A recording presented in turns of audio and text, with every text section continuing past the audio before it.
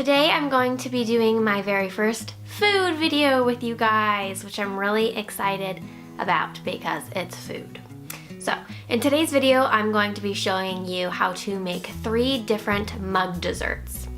So if you don't know what a mug dessert is, it's essentially just a single serving dessert that you can make in the microwave. So it doesn't necessarily have to be made in a mug. It can be in like a ramekin or any other kind of small dish.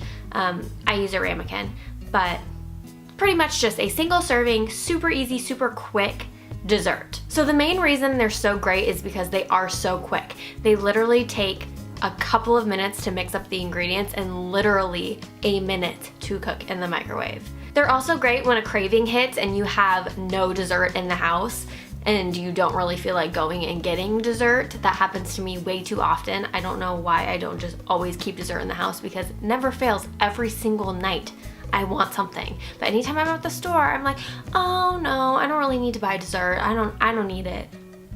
I need it.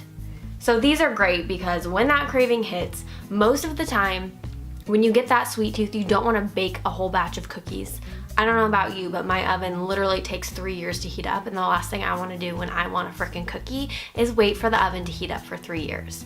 So this is the perfect time to make yourself a mug dessert. The ones that I'm going to be sharing with you today are a cinnamon roll mug cake. I say cake because it's cake-like. It's pretty close to a cake. For what you can do in the microwave, it's a cake. So a cinnamon roll cake, a peanut butter stuffed chocolate cake, and then a deep dish chocolate chip cookie. So like I said, 3 mug desserts. If you want to find out how to make them, keep watching. I'm also going to link my blog below, where I'm going to have a corresponding blog post where all of the ingredients and the instructions and everything will be listed there. So keep watching if you want to find out how to make these.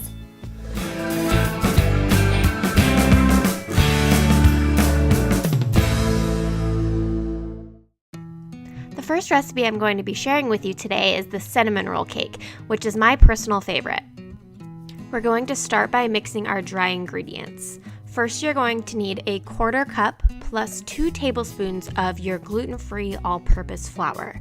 Of course, if you're not making this gluten-free, you can use just a regular flour. My go-to all-time favorite gluten-free all-purpose flour comes from Trader Joe's. After your flour, you're going to want to add 2 tablespoons of regular white sugar. You'll then want to add 1/4 teaspoon of baking powder, 1/4 teaspoon of cinnamon, and just a pinch of salt. Once you've added all of your dry ingredients, give it a good whisk until everything is fully incorporated. Once your dry ingredients are well incorporated, you're going to add in the wet ingredients. You will start with a 1/4 cup of milk.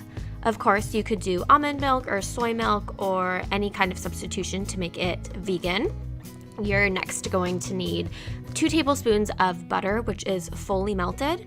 Here you could substitute with coconut oil or vegetable oil. And then lastly, you'll want a 1/2 teaspoon of pure vanilla extract. Once all of those ingredients are incorporated, you will fully mix them all together, and your batter should very closely resemble that of a cake. After you've made your batter, you're going to want to make the layering or topping of cinnamon sugar. All you need for this is about a tablespoon of sugar and about a 1/4 teaspoon of cinnamon, and you'll just mix those completely. Now you're going to want to start layering your batter and your topping, alternating layers. So I started with a little bit of batter, and then I kind of shook the ramekin around to make sure that it's evenly distributed. And then you'll want to top that batter layer with a layer of your cinnamon sugar. And then alternate that as many times as you'd like, and then always end with the cinnamon sugar on top. Now, I didn't use all of my cinnamon sugar, but you totally can. Once your ramekin is ready to go, it is time to pop it in the microwave. I microwave mine for 1 minute exactly. When I do it for a minute, I find that it's just slightly a tiny bit undercooked in some of the spots, which I think is seriously so delicious with this cake, because the little bit of gooiness that it leaves actually kind of makes it kind of feel like an icing, like a cinnamon roll. But you can cook it for as however long that you want, but just try not to overcook it or you're gonna get a very kind of tough cake. And that's it. You have a completed single serving cinnamon roll cake that literally took you 1 minute to cook. The next recipe is perfect for all of you chocolate lovers out there. It's a chocolate cake stuffed with peanut butter. You're going to start with a 1/4 cup of your gluten-free all-purpose flour. Then you're going to add 2 tablespoons of unsweetened cocoa powder. Next, you're going to add 2 tablespoons of white sugar, and then a 1/4 teaspoon of baking powder.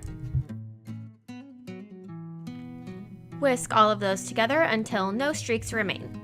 After you're finished with your dry ingredients, you're going to add in your milk. This is a 1/4 cup of milk.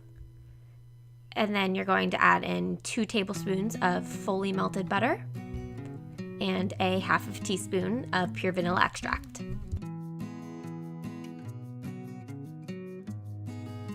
Once your batter is mixed up, I like to throw in a couple of chocolate chips for good measure, because why not? Pour your batter into your ramekin and distribute as evenly as possible. Now it's time for the fun part, adding the peanut butter. I'm using chunky peanut butter because that's what I have on hand, but it's totally personal preference or whatever you have. I just took a giant spoonful of the peanut butter and scooped it right into the middle of the cake and pressed it down kind of as far as it would go. Once that's done, it's time to microwave. Pop it in for about 1 minute to 1 minute 30 until cooked all the way through and the peanut butter's nice and melty. This cake is very brownie-like and super delicious.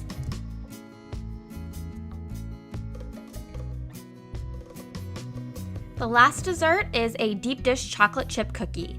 You're going to start with a tablespoon of softened butter. I softened mine in the microwave for about 15 seconds.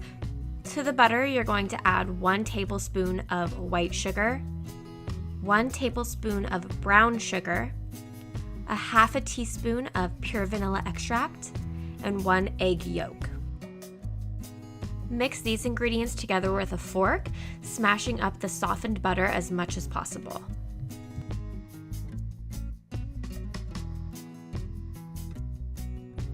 Now you'll add your dry ingredients.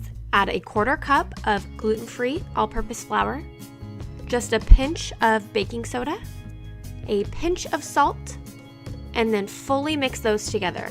Your batter is going to be quite thick and should resemble a standard cookie dough batter. Once that's mixed, add in your chocolate chips. I definitely didn't measure and just threw in a handful, so however many or however few you like, that is totally fine. Put your batter into the ramekin, and because this one is a bit thicker, you'll want to press it down to make sure that it is even throughout the ramekin.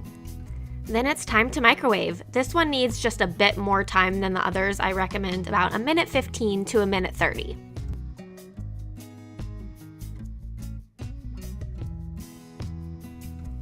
My favorite way to eat this dessert is to top it with ice cream.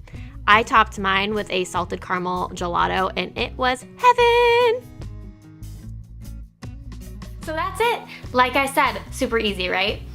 Comment below and tell me which one you think that you would want to try first, or which one you think looks the best. And if you do try them, then please take a picture and tag me on Instagram. I would love to see.